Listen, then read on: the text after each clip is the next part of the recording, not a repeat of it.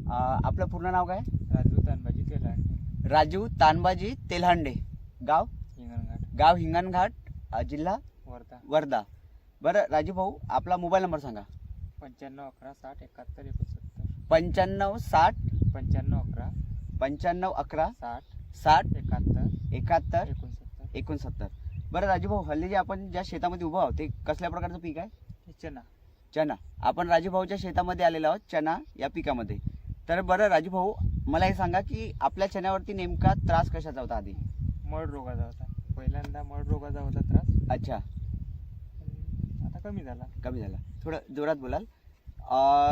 राजूभाऊचं असं म्हणणं आहे की आधी यांच्या याच्यामध्ये मर रोग चालू होता, म्हणजे सुरुवात झाली होती हा. की आलाच होता, म्हणजे आला होता. म्हणजे यांच्या शेतामध्ये यांचं असं म्हणणं आहे की यांना मर रोग यांच्या शेतामध्ये आला होता. तर मला हे सांगा राजूभाऊ, आता हल्लीमध्ये जे आहे आता तिथे कसं आहे की एक अर्धा आता हल्लीमध्ये चालू आहे. हे जुनं झाड आहे. ठीक आहे, तर ते जुने झाड आहे. ठीक आहे, तर आता मला हे सांगा की आता जे हल्लीमध्ये शेतात उभं आहे, याच्यामध्ये मर रोग नाही, तर नाही, तुम्ही याच्यावरती कोणत्या प्रकारचं औषध फवारणी केलं, म्हणजे तुम्हाला कोणत्या दुकानदाराने दिलं?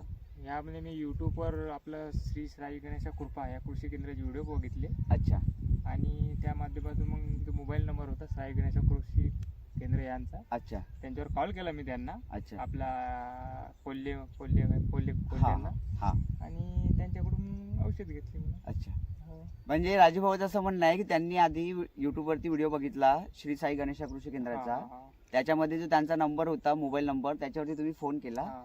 त्याच्यानंतर त्यांनी तुम्हाला त्यांनी औषध दिली. औषध तर मला हे सांगा की औषध दिल्याच्या नंतर श्री साई गणेशा कृषी केंद्र यांनी तुम्हाला जे औषध दिलं, ते औषध दिल्याच्या नंतर तुमचा किती दिवसामध्ये मर रोग थांबला? दुसऱ्या दिवशीच रिझल्ट भेटला मला.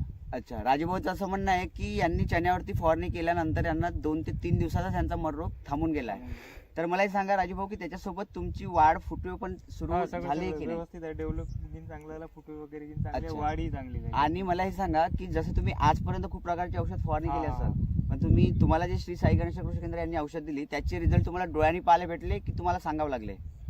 नाही, डोळ्यांनी पाहायला भेटले, सांगायचं काम नाही पडलं. अच्छा, म्हणजे स्वतः राजूभाऊ. स्वतः मी प्रॅक्टिस घेतलं अच्छा, यावर्षी. अच्छा, मागच्या वर्षी मर रोग खूप मारून तरी मर रोग कंट्रोल नव्हता झाला, अच्छा, पण या वर्षी एकाच फवारणीत कंट्रोल झाला. हा. राजूभाऊचं असं म्हणणं आहे की मागच्या वर्षी यांनी खूप प्रकारचे औषध फवारणी केले, मर रोग खूप जास्त होता, औषध मारून पण थांबत नव्हता.